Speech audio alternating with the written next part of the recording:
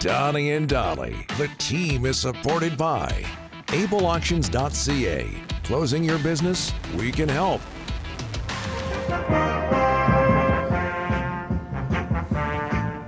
It is Friday, and all of our guests tonight or today are brought to you. I'm getting mixed up here. All of our guests today are brought to you by, I'm excited. Messi was in town last night. We got Ray on the phone.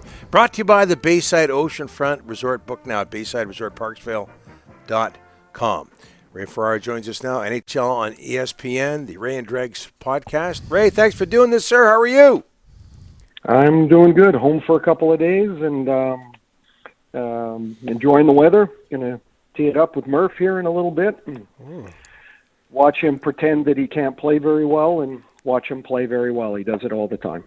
Now, you love your golf, you love your hockey, but I also know you and your family love your soccer. Did you or anybody in your family attend last night's Messi game at BC Place? Well, I didn't know I was going to be back, so I wasn't there. And so when I saw the schedule that I was going to be back, rather disappointed with my scheduling attention. Because it was probably my mistake that that I didn't know I was going to be back. So Riley and Reese both went. Landon went. Cammy was out in Abbotsford watching Abby play. So they came home. They were just buzzing. Like what a great night. And isn't it amazing though? Like if it's as great as the event is, and it's really cool that Whitecaps are that close to to getting to the final. And if that's another team and not Messi, do you think there's 53,000 people there? Yeah. I'm just astounded at what a player like him, a person like him, can draw anywhere. I saw him play once in Chicago. I don't know, it would have been 10 years ago. And they were in a Copa qualifier. They were playing Panama. And there were 72,000 people at Soldier Field to watch him play. He didn't start. He came in with 30 minutes left, and he scored 3 goals. And it was one of the greatest things I've ever seen. And I'm like, how many people are there if it's Argentina and Panama and Messi's not there? Yeah. Yep. Right? It's just the world draw power of somebody like him is astounding. And then aside from that, the Whitecaps have been so good and so fun to watch. That was a great night. Across all competitions, Ray, he played the whole match. He could have just showed up, and there would have been over 50,000 people in attendance. Well, it tells you what we might know or don't know, and about how important that is to their team and to him by extension, that he's in there for the whole match. And at the end, they're looking for that goofy road goal, right? It thankfully has been punted out of most competitions, but that's 90 minutes. He's not 25 years old. So now they got to try and figure out a way to, next week to win by the same margin without giving up a goal. Yeah. And it's Vancouver's in a great spot. We got time for hockey here, Ray. Yeah, let's get on it. Okay, so the Leafs up 3-0 on Ottawa. What's different about this Leafs team at this time of year versus the notorious years of the past? Okay, I think it's pretty easy to see, really hard to implement, and I'm going to compare it to Florida a little bit because I just was down there. I did Game 1 of Florida and Tampa, and Florida just blew them out of the building. Vasilevsky had a incredibly rare bad night, and it was 6-2.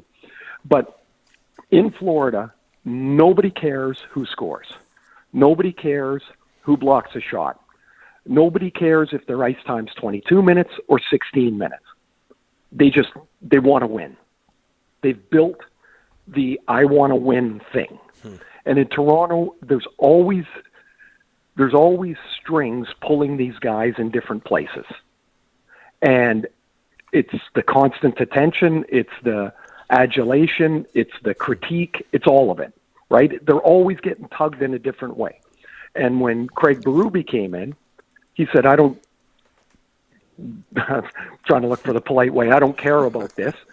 And we're going to play a style, whether you guys like it or not, that will help us win in the playoffs. Now, it's great to say that.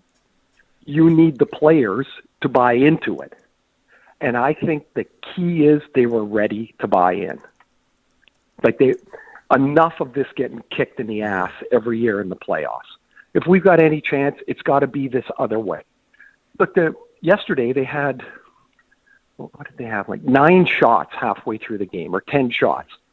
But it didn't look bad. That's what the game gave them.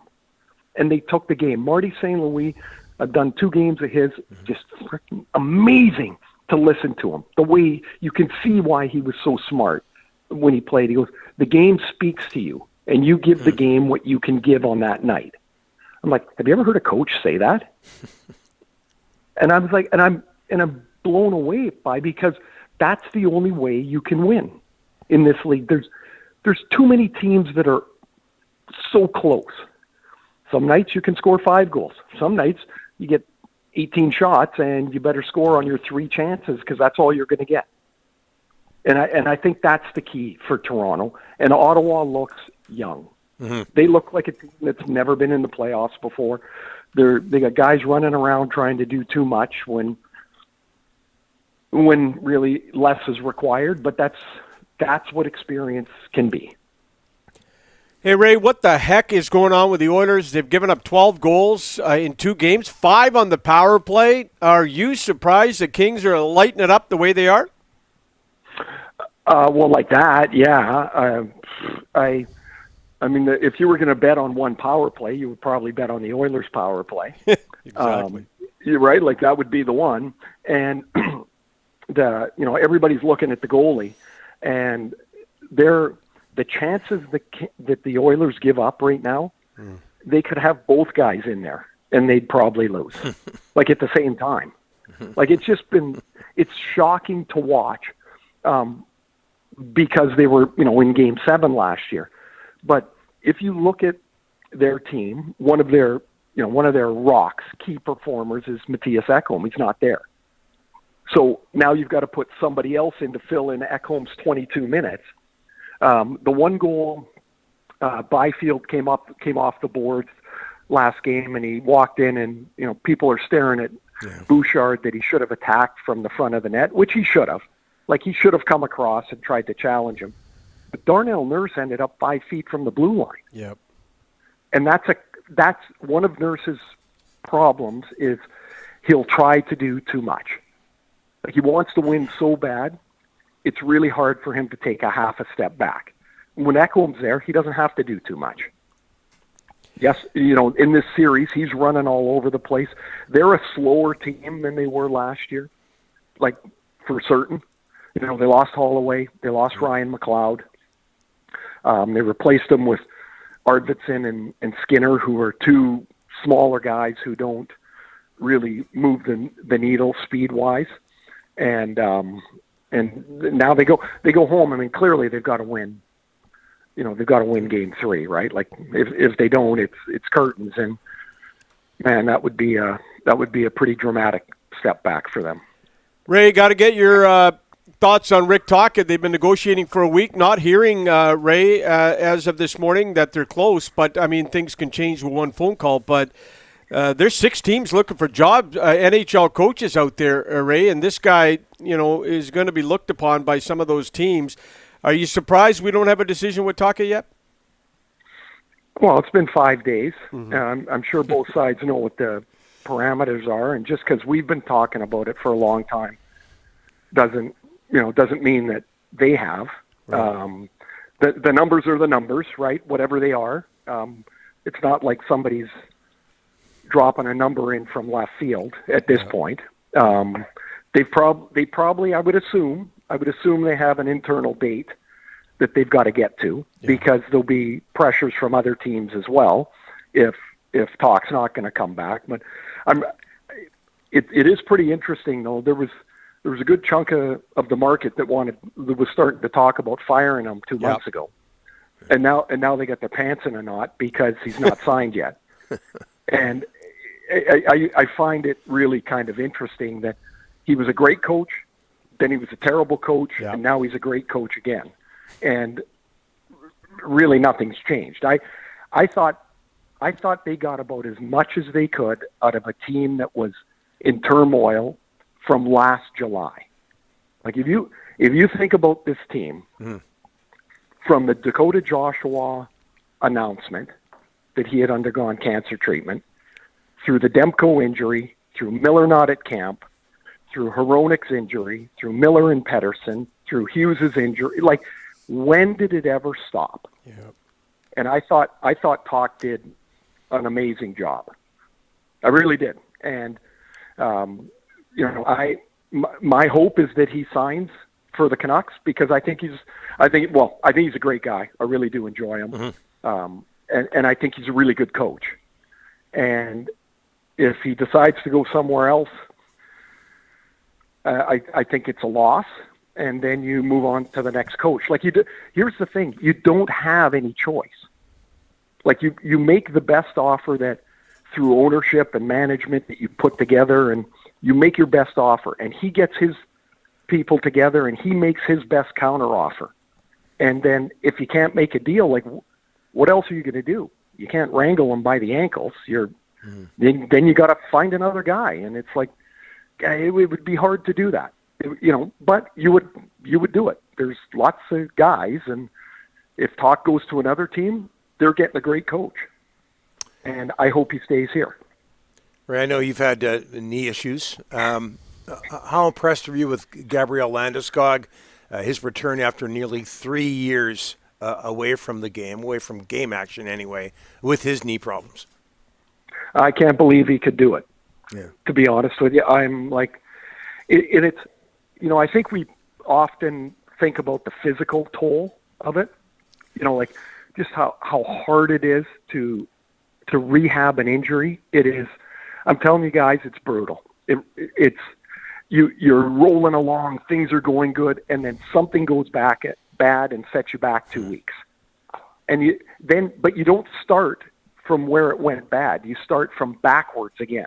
And now you start climbing up the hill again, and then you slide again. I can't even imagine with the procedures that he had to go through, the physical strain, but the emotional toll this takes. Because when you're training in the gym and the team's on the road on a 6-game road trip, it's you and the therapist. Like you walk into the rink, there's nobody in the rink. I did this in LA a couple of times, and you walk in, and if you get there before the therapist, you get into the training facility and you turn on the music by yourself. And now you're sitting in a room that's built for 30, and you're sitting there by yourself. Or sometimes he's got the music on and you go in there and you go, this is going to suck because I know what today is going to be like. Like it's a hard day because you're by yourself and you just got to grind, and there's a lot of up and down and internal games you play in your head. I'm super impressed and happy that like he could even get to this point. Like I can't even imagine what he's had to go through. Hit the links. Have a good round, Ray. Say hi to Murph. Thanks for this. Yep, you bet. You guys have a good one. We'll see how the playoffs go. They're fun to watch. We'll see what's going on between here and the draft for the Canucks, and there'll be lots of stuff flying around. There's never a dull moment. Got that right. Thanks, Ray. Okay, see you guys. Talk to you soon.